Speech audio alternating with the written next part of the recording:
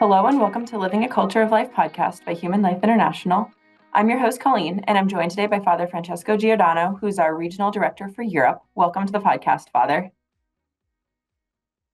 Thank you, Colleen. Thank you. It's wonderful It's to a have pleasure you. to be here. Thank you. Thank you. This is going to be a good conversation. And we're going to be talking today about spiritual warfare and the role that plays in the pro-life movement. And before we get started with the rest of the episode, I'm filming this, having just finished recording the episode. We did run into some technical difficulties, as you would expect when talking about spiritual warfare.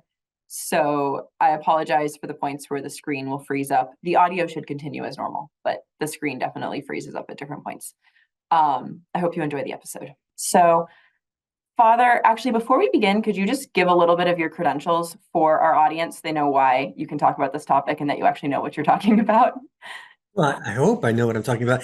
I mean, I teach theology and dogmatic theology, and that obviously incorporates things that elements of spiritual theology. I've directed work on that in spiritual theology, and I've also been involved with exorcism ministry in various forms throughout my priesthood. I'm now a priest for 15 years, and since the beginning of my priesthood, I've been involved with these kinds of issues.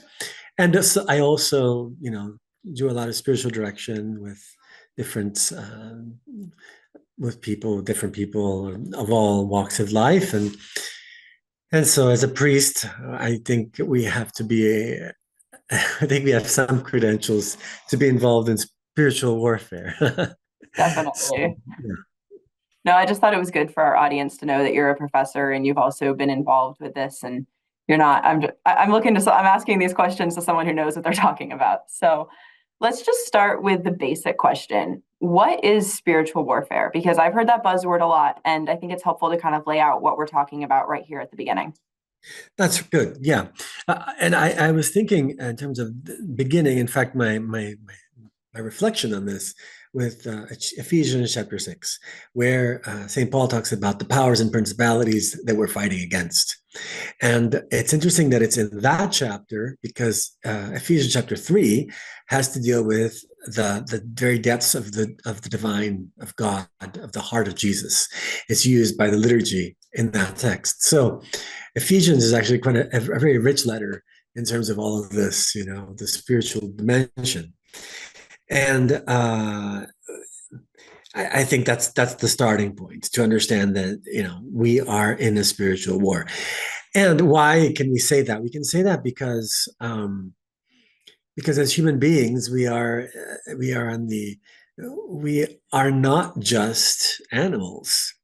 And so then what are we? Well, we're not angels. Angels are a little bit higher, are spiritual beings.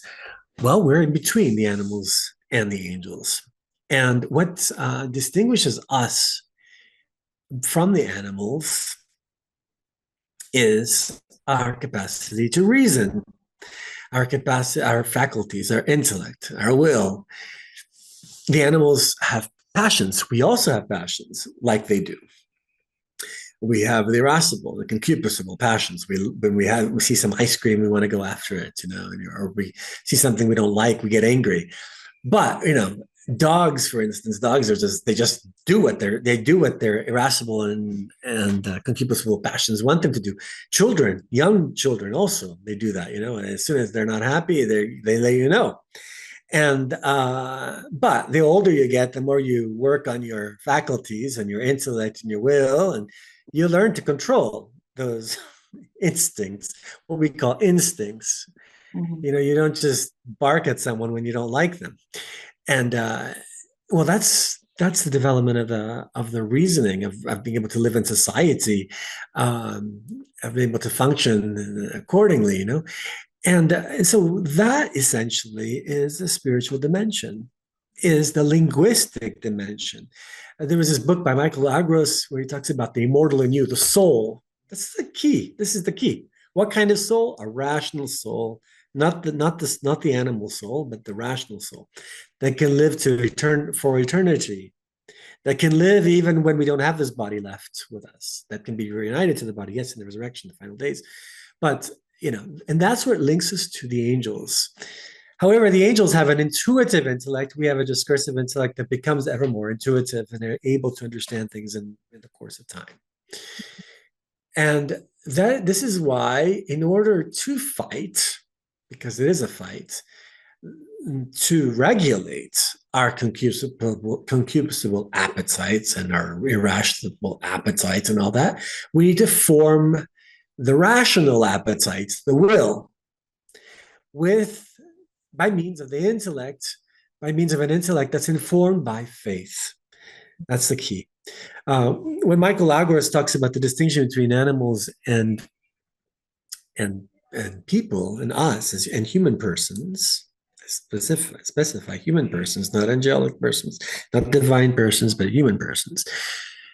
He talks about the key difference is the language, because the language is what's able to understand the universals and is able to understand things that are principles above the concrete.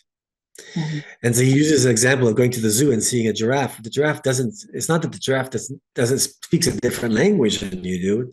It's a completely different world. Giraffe, it's not that, when you see someone is, you see someone, a Chinese person, and you don't know Chinese and they don't know English, you know that you don't know the language, but you're both speaking a language. Both of your languages are able to understand certain universals the same way. They both have grammars. They both have a development of understanding life and the depths.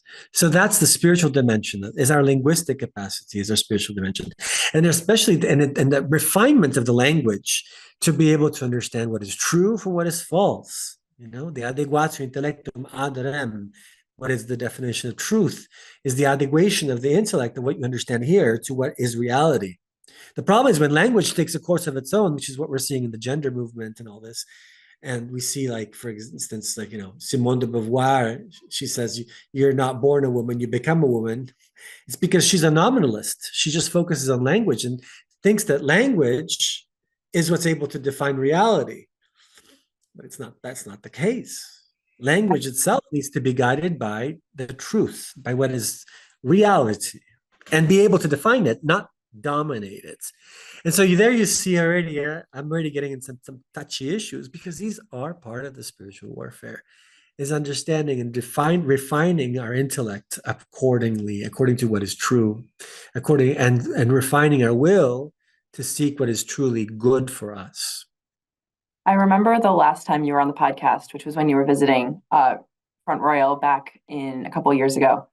And you were saying that truth is making our intellect understand reality, and ideology is trying to conform reality to what we have in our mind. And I thought that was a really interesting distinction between the two. And so obviously we want to inform our intellects with what's true and real around us. So. Yeah. And it's part of the spiritual warfare. I'm glad you remembered that. It was a good point. So what is the role? Let's see, what's the next question that I want to ask? I guess let's start with, what is the role of spiritual warfare in, like, our everyday spiritual life? And then we can move from there into specifically the pro-life movement. Okay. Well, in ordinary life, if you have to fight the powers and principalities, the first powers and principalities you're fighting, as I said, are your passions and stuff. And it's the temptations, let's say. From a demonic point of view, from the angels and all that are tempting you, you got to fight that. You got to fight the ordinary temptations. Okay. And so you've got to be disciplined. For instance, the temptation of, like, you got to wake up at, 6 o'clock in the morning, and you got to get ready, and you fall for the temptation. You wake up at 6:30 instead. You want to sleep in a little bit more. Well, that's a lack of discipline, for instance. And you're like, okay, well, you fell for that temptation. And temptation is a key role, because temptation falls within the context of time. It falls within the context of just our lives, and developing the metanoia, the conversion to God, takes time. So temptation is normal. Like, let's say, you want to be, I don't know, a great runner that runs the marathon in, I don't know, a certain time. Well, it takes time for you to convert to become such a great marathon runner. And the marathon itself is a perfect example of this time that it takes to grow and to, it's not a sprint, it's a marathon. And so you got to learn who you are. In fact, that St. Paul uses this as an example. It's a perfect example because life is like a marathon. You got to learn your limits, learn what's around you, know the context, fight with it, work with temptations, previous temptations. Maybe you did something wrong, but it's so tempting to go back to that because it's so much easier to do what was wrong because you were used to that. But now you know that you got to do this other thing. You can't eat that ice cream because if you do, it's going to cause you, I don't know, stomach ache or whatever. So you got to do. So you can't fall for those ordinary temptations. But the more you grow into what you want, the goal orientation. So you have a goal orientation, and this goes into Aristotle's causes. Before you do anything, you should know the final cause. What is it that you're trying to do? And the formal cause, who are you? And the material cause, what things do you have there to work with? The material and the efficient cause, efficient and material cause work together. The formal cause, the final cause, like you have to put all of them together to sort of make a plan of action and try to follow through with that. Being able to discern where the temptations can rise.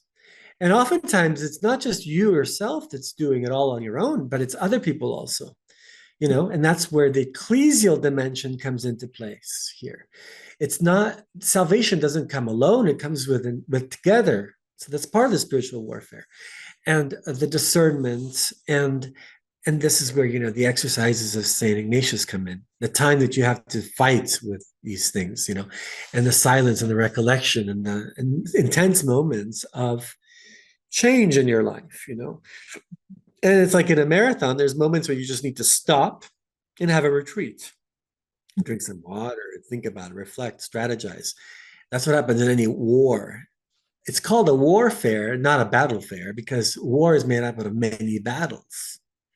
And a marathon is many sprints, many moments of sprinting and not sprinting and stopping and doing this and strategizing and having objectives and all this. It's really very edifying to be able to see life like that, to see that there is a goal and other people are involved and what you do matters to others and what they do matters to you, and to see a larger picture, to give meaning to yourself, to life, in general. So I think the first step is this learning how to be goal oriented and learn where the temptations lie, where your weaknesses are, where your strengths are, and work with that. So to clarify for our audience then, spiritual warfare isn't simply a series of prayers to combat the temptations of the devil or anything like that. It's actually like working on yourself and bringing your passions and your appetite under the control of reason. Is that kind of a correct summary of this? Absolutely. Okay. That's very well defined. Yeah. Yeah, because I think it's a little easy to hear the spiritual warfare and think like it's, up here, not actually involving my personal temptations that I'm dealing with. So I just wanted to kind of tease that out for our audience. So what is the role of spiritual warfare in the pro-life movement? And why don't you talk a little bit about that? And then I'm going to read an email that we received last year that definitely talks about the demonic ties of abortion, which I want our audience to hear. But let's just start with what's the role of spiritual warfare in the pro-life movement? Okay. As we know, and spiritual warfare requires us to use the instruments of grace, which are the sacraments. Contact with Christ is fundamental to constantly be attached to our Lord, the Eucharist, the Mass, and all that. So that's fundamental to spiritual warfare in general. What we're dealing with in the pro-life movement is we're dealing with another sacrament, a demonic sacrament. We're dealing with abortion, which is it's a demonic sacrament. Mm-hmm. The devil hates people. The devil does not want people to be. I always stress this, like the devil is so envious that he doesn't let the possibles come into existence. So I wrote an article recently on contraception, and I said contraception is exactly this. It's an impediment on letting what God wants to be to be. So it's the devil. It's the devil's. So all of this, all of this from contraception to abortion, because they're connected, as we know, intimately connected. It's a lie for us to think that, the more contraceptives you have, the fewer abortions you're going to have. It's a complete lie, because the numbers speak for themselves. As soon as the pill came into the market, abortion skyrocketed. It's the contraceptive mentality. It's a spiritual mentality, and their sacrament is abortion. Mhm. It's like the spiritual mentality of contraception, then becomes itself an a sacrament of abortion. And you think about this, the sacraments also are tied to specific feast days. So when you have the feast of the Sacred Heart, or the feast of Corpus Domini, the strength of that feast is even more spiritual. It's like this. The church works ex opere operantis. So the church has, the holier the church is, the stronger the church is, Mhm. and the sacraments are ex opere operato. They work in and of themselves. If they don't work for us, it's because we're not corresponding appropriately, but that's what they are. And so, like, for example, there's the Feast of Corpus Domini. In that moment, it's a good thing it would be a good idea to to take uh, to take the Eucharist more into consideration, to have more Eucharistic adoration or whatever. Feast of Our Lady of Sorrows, to reflect more on how Our Lady felt with the Passion.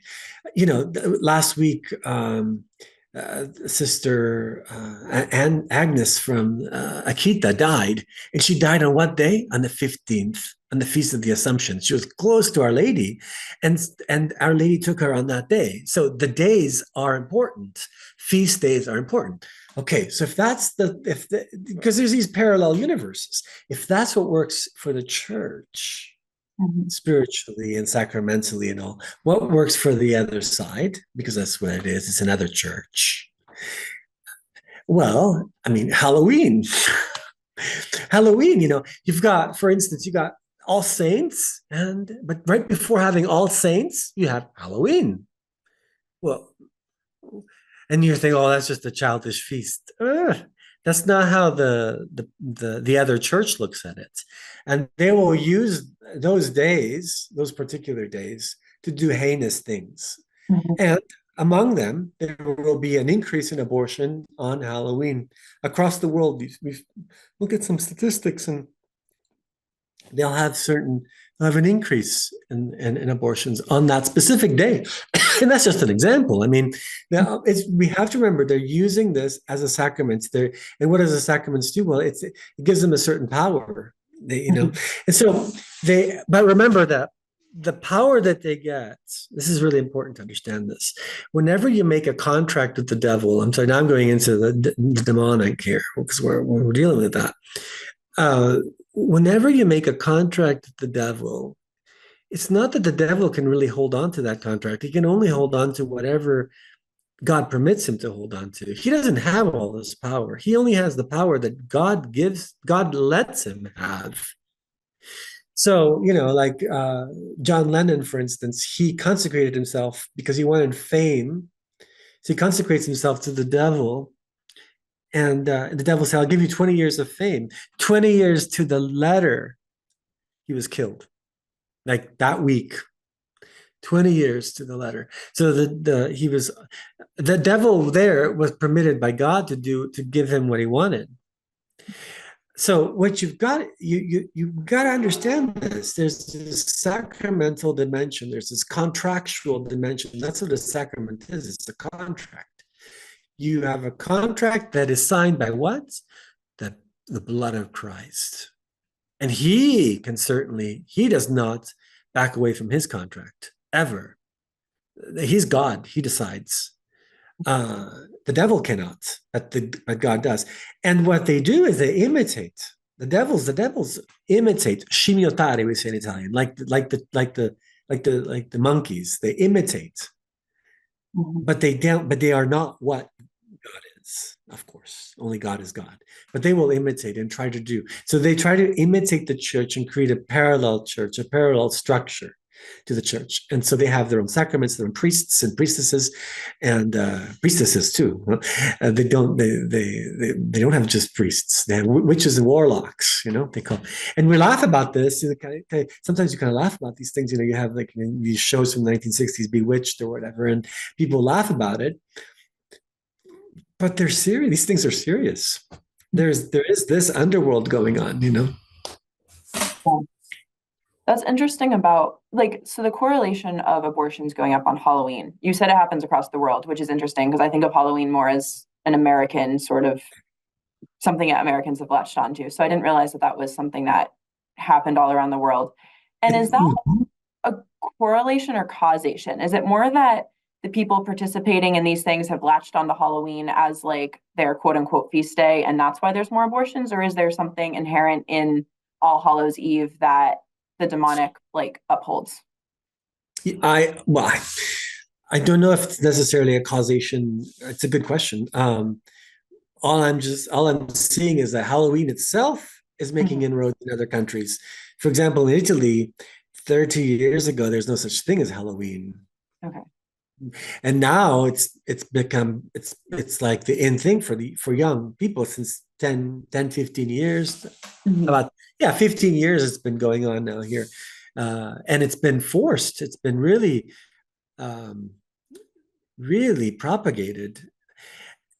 And then, but they laugh about it, but it's like but obviously there's different levels. There's those that are just innocent, they don't know what they're doing.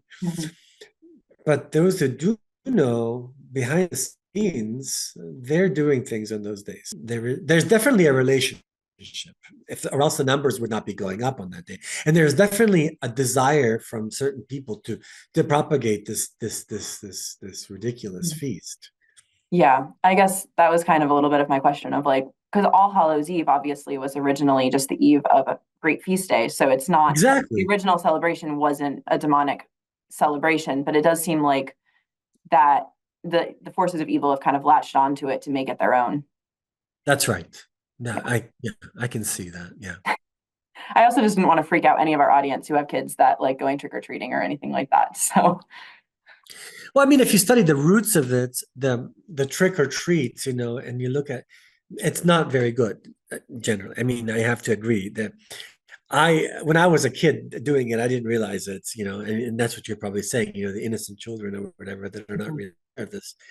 So I would encourage very much parents to celebrate the All Saints and having their children dress up as saints.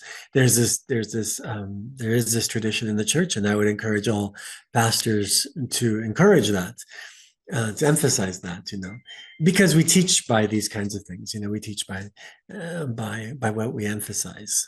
Yeah. So not necessarily to have a huge all out war against Halloween. I think it would be a lost war right now because it's very culturally embedded and people don't understand. But to add, to add to that, drown them out with what is good.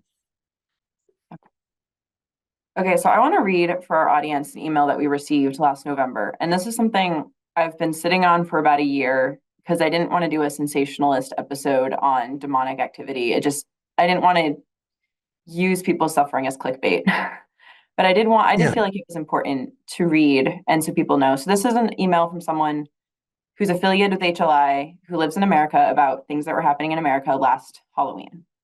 So we received it in early November. I'm just going to read the text because she says it much better than I ever could. Last week was a very strong week in terms of rescues and work to avoid abortions. There were many calls, especially on October 31st. I was driving to the office in the morning, and Maria, I changed the names to protect everyone's safety. So Maria, a girl that I had rescued in the past 9 months, called, needing help with an ultrasound. I took Maria to get the ultrasound. On the way, she told me her plan. She would be paid $3,500 for her to sell her baby that night in a satanic cult. She wanted to see how her baby was doing in the ultrasound. When we did the ultrasound, we saw that her baby was not able to be born yet. She was 36 weeks, almost to be completed in 2 days. We explained all the inconveniences, the risks, even of her life, but we could not get her to accept. She got the offer to sell the baby from quote unquote great friends, she said, an offer she had to accept. And then later in the day, they received calls from two other girls at 40 weeks and 39 weeks that had the same situation as Maria. The one that has 40 weeks was searching for an ultrasound to see the baby for the last time. She had an offer of $4,000. She was also raped 40 weeks before so that she would have her baby on Halloween. She was very, very, very afraid. She knew the risks and all the situation, but she was decided.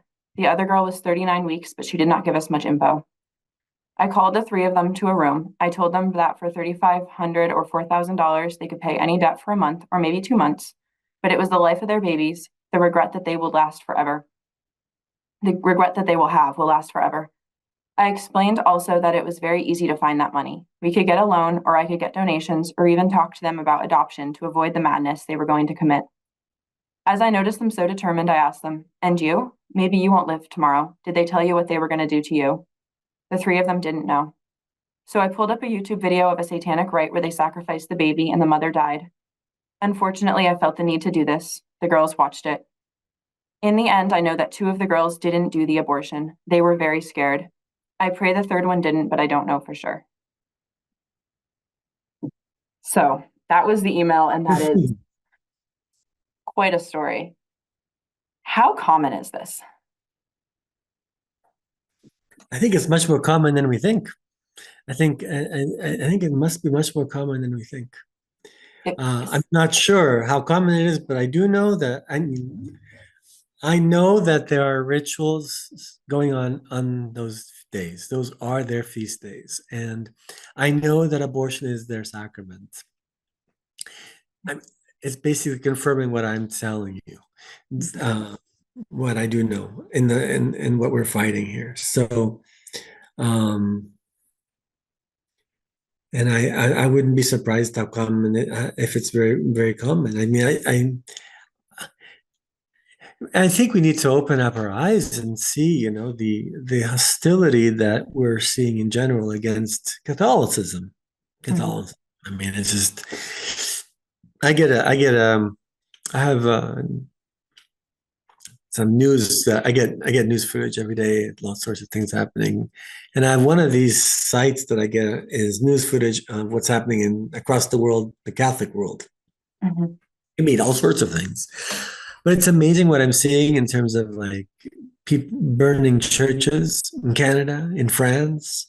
I mean, think about Notre Dame Cathedral in 2019 for crying out loud, And they say they're accidents, but how many accidents can you really be having? I mean, um, I don't think they're accidents. I think behind the scenes, there's lots of things going on. There's just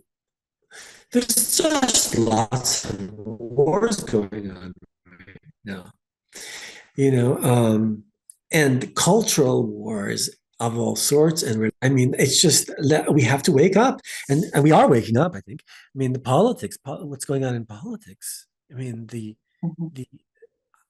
I mean, I don't need to get into that here, but it's just amazing the things that people could do for certain objectives.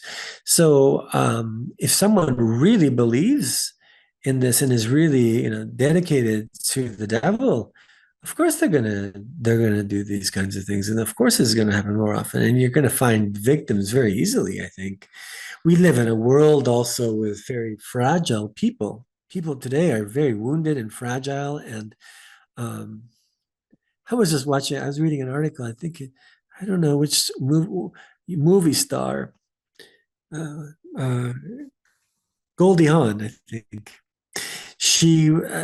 yeah, it was Goldie Hawn, and she was talking about not getting married to her, uh, to the other star. I forgot his name right now because they don't want something stable. Mm-hmm. They're afraid of the stability. I mean, she just basically voiced what people are, and so people are unstable today. The sacrament of marriage is being attacked.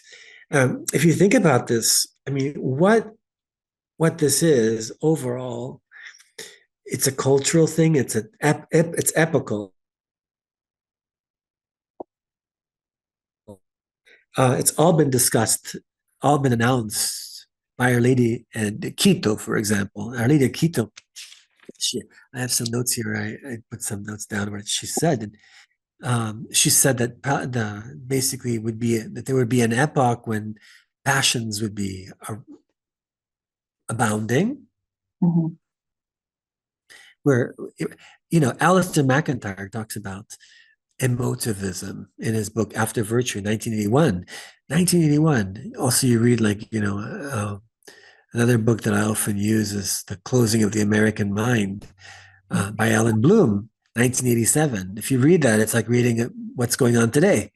But McIntyre, when he talks about emotivism, we are living in an emotional society, a superficial society, because that's where the devil works. Actually, the devil works on the emotions and the imagination. That's exactly where it works. And people in their spiritual life, they think that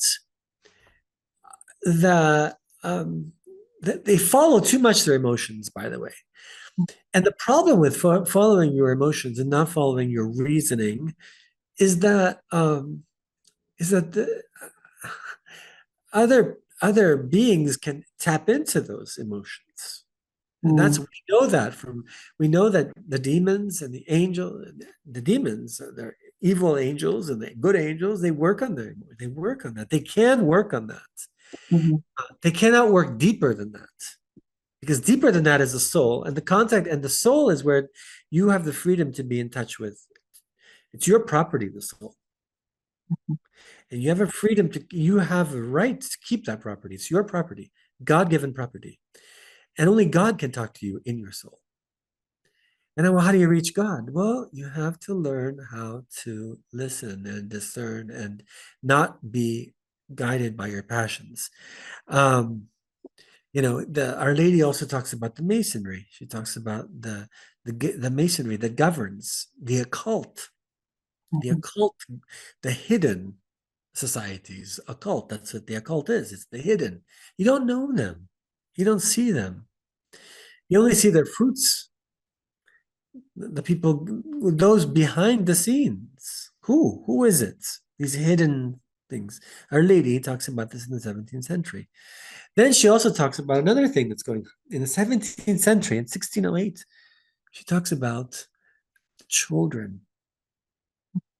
She talks about the children being corrupted. Well, what are we seeing today? And then the state wanting to take the children from the parents and educating. The state needs to educate them. No, where the parents come in.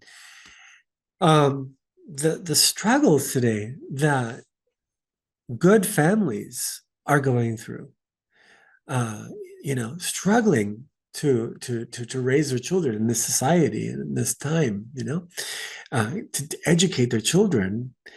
Well, with all these influences, 2008, the so-called smartphone comes out. It's not smart, really. All of this creates the society that we're living in. It's a society that is running on a different course, and there's she also talks about Our Lady also talks about the sacrileges of the Eucharist. She also talks about the lack of extreme unction. In fact, there's a lot of Mhm. people today that don't call the priest before the dying. She talks about essentially the ascent of Satan in the highest realms.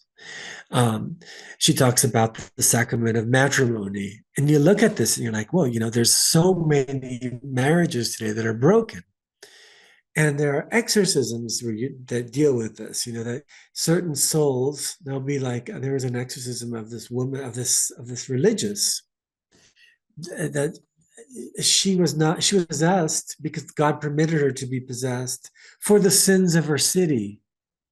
The exorcist found out that it was because of the sins of a particular sin in the city, and that sin was the sin of divorce. So she had to atone for that. That's why she was suffering all of this. So all of these things that we're doing, all of these major sins, too, the major, just major sins today, um, especially in the realm of sexual sins, the lust and all that, Mhm. all of that's going to have consequences, spiritual consequences. It's not something that's just there and it's not going to have any effect. It's going to have an effect. And in fact, what we're seeing is we're seeing that uh, that the world is becoming very similar to hell in many ways. It's becoming, it's more similar to hell because there isn't love. People don't love each other as much. Um, they're selfish, or they're not thinking about it. There's no sense of sacrifice. Mhm, That's all going out, and this has all been forewarned. mhm, And Quito, it's been forewarned at Fatima, it's been forewarned at Akita, it's been forewarned. We've been told about this time that we're living, and we're living in it. No, mhm, what's the message? So your question, how can we be surprised? How can this be happening that there's a book? Of course there are. Of course, I'm not surprised that people are involved in this abortion, at the highest levels are doing this willfully, intentionally, with they're mhm, doing it for a specific reason. It's a sacramental system. They have specific days when they do this more than others. Of course they do. They know more about the sacraments than we do, oftentimes, the Satanists. And the ones that we see on TV, or the ones that make themselves public, that's not the real deal. The real deal are those that are much more hidden, occult, mhm. hidden. And there That's the is, thing that's going. oh, well, somebody was making the point too that they even use the language. Like instead of "this is my body given up for you," they say "my body, my choice." It's like a twisting of the words of the That's Constitution. absolutely right. Yeah, it's a sacramental system.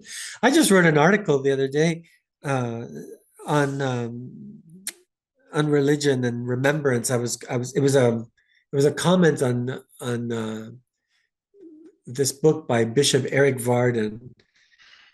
Um, it was called "The Shattering of Loneliness." Beautiful book. And he talks about remembrance, Christian remembrance, remembering.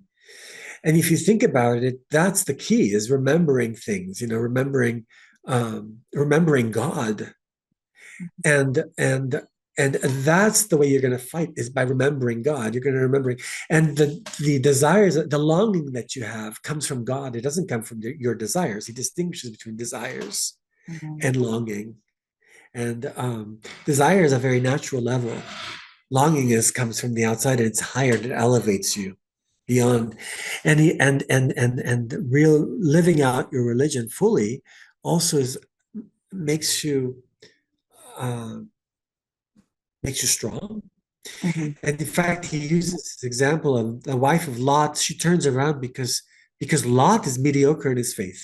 He's not mhm, strong enough. He's not, and so she doesn't know what to believe. So she turns back and she becomes salt.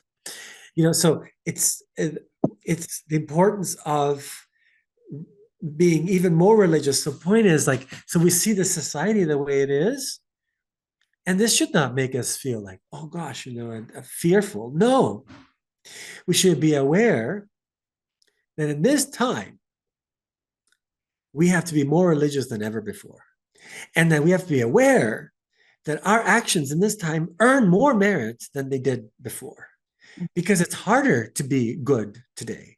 It's harder to be fighting the good fight today, because you get laughed at, because you get ostracized, because this, because that. You fill in the blank, and we all know what it means. The persecution, the subtle persecution for being a Catholic today, working in the workforce, for instance, the subtle persecution of women that are trying to be good mothers, and they're working, and it's not easy to be a good mother working today, a good working mother. For instance, it's quite a fight. Um, and that's why I recommend books that think about these kinds of things. Like, I just did another article. The article I wrote on contraception dealt with the book by Abigail Favell. mhm, It's a book. It's called The Genesis of Gender. The fourth chapter of this book, on the genesis of gender, she talks about contraception. I highly recommend this book, by the way, because I think it's very intelligently written. She's a feminist. She comes out, and the first book chapter is on waves, the different waves of feminism. But she's become Catholic, and she realizes that Margaret Sanger, Simone de Beauvoir, all these people. There was things that were flawed in their arguments, especially um, what's her name, the famous Judith Butler. She adored this Judith Butler and all these people that are really behind the movement. But she realized there were flaws in their arguments, and she realized there was something that was just not there. Talk about desires and longing, And I just find that people like this, that they know what it's about, and they know where they want, and they're sincere, they're honest. That's the people we need to be reading. I think that's why I cannot help but encourage you to read that book because it gives you it opens your perspective on things, and that's what we really need. And we really need depth. We really need depth today. We cannot play with sound bites anymore. This is not. We can't be just political sound bites. I'm listening to these days. I'm listening to the different political debates going on. It's fascinating. I'm enjoying it. Commentaries and all this. But I do find that in the speeches, even if I agree with the speeches completely, that the definitions are not always so clear. They're not always deep. But obviously, because there's a form of propaganda. They're trying to reach, the largest number of people. They're just trying to get a grasp, which is okay, fine. But if we do not cast that into the deep, we're not going to solve anything. And the spiritual warfare is about the spiritual life, and individually and ecclesially, and casting out into the depths of God, Ephesians chapter 3, the depths of the Sacred Heart. And a devotion means that it's tied to the will, but the will is a rational appetite. And you have to feed the will. Mm-hmm. You have to feed the will. So for me, it's not I am not satisfied as a professor, just the way that I am. I've never been satisfied with sound bites. I remember when I went on a pro-life march, one of the first pro-life marches I went to, someone was like, "Yeah, we get to fight for life because it's life." Okay. I mean, I agree with her. I agree. We need to fight for life because it's life. And we need to go to pro-life marches. We need to do all of that. I agree. But there's that something in me, and I think it's in all of us, that longs for depth. Mm-hmm. That longs for depth. It's called the conscience, I think. And I think that if we don't feed that, we're wronging ourselves. Mm-hmm. And we're not going to be able to win anything, especially at war. The war is to be fought with strategy. And strategy requires thought. It requires nourishing thought. And not falling for the first soundbite that comes your way, even if you agree with it.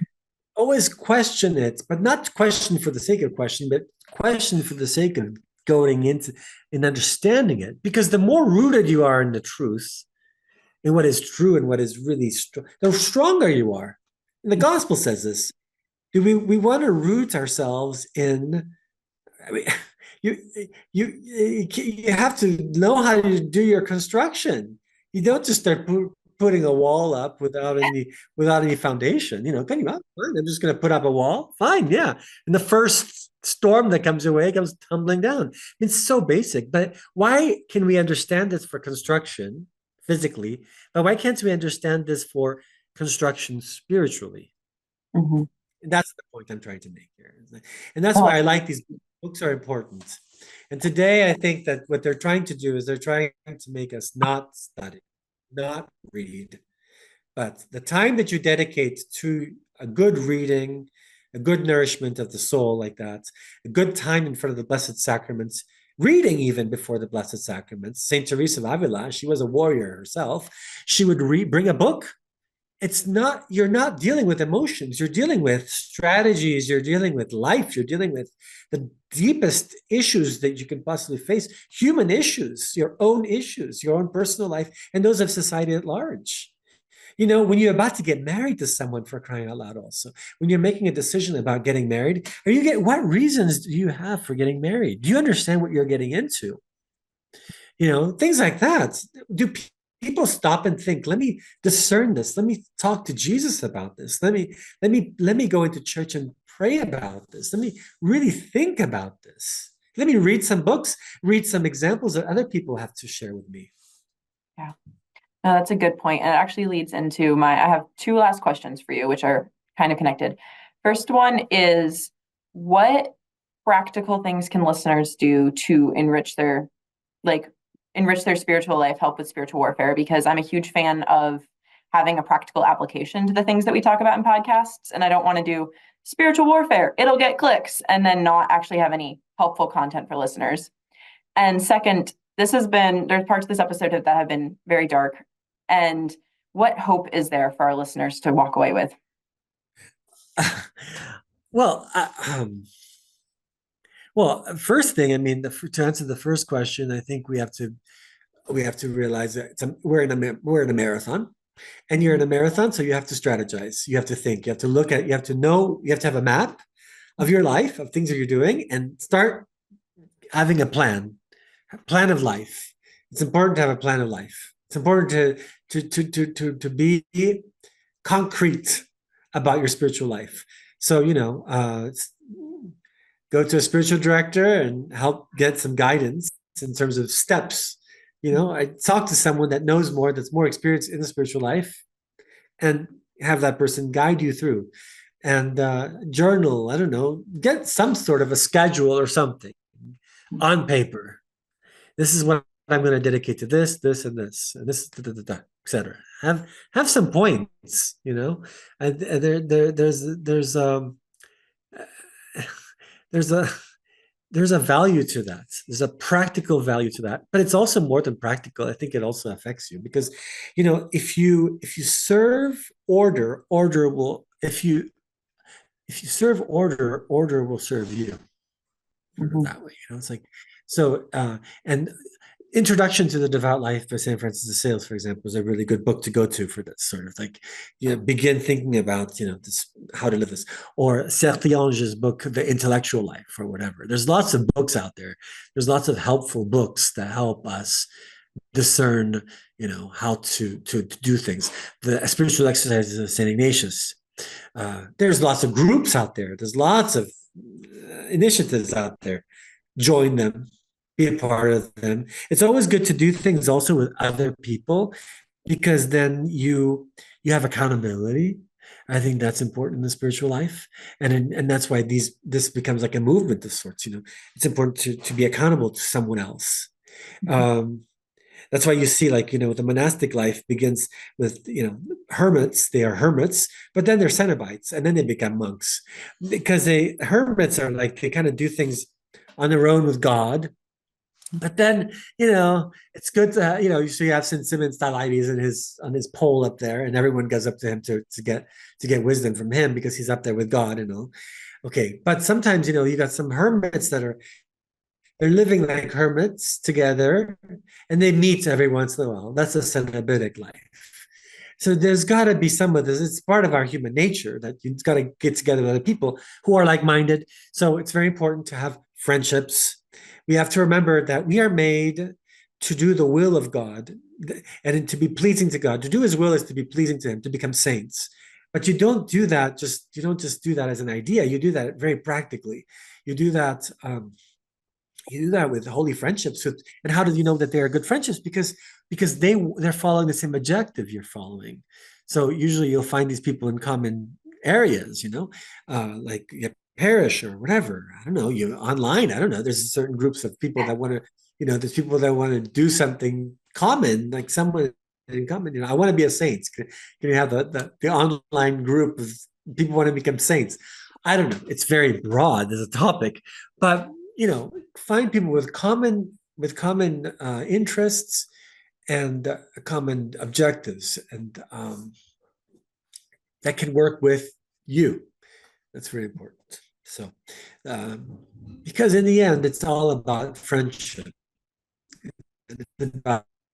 It's friendship with God, and friendship with those that are friends of God. Because friends of friends, you'll notice in the history of the saints that all the saints are friends with each other. Usually, they help each other out.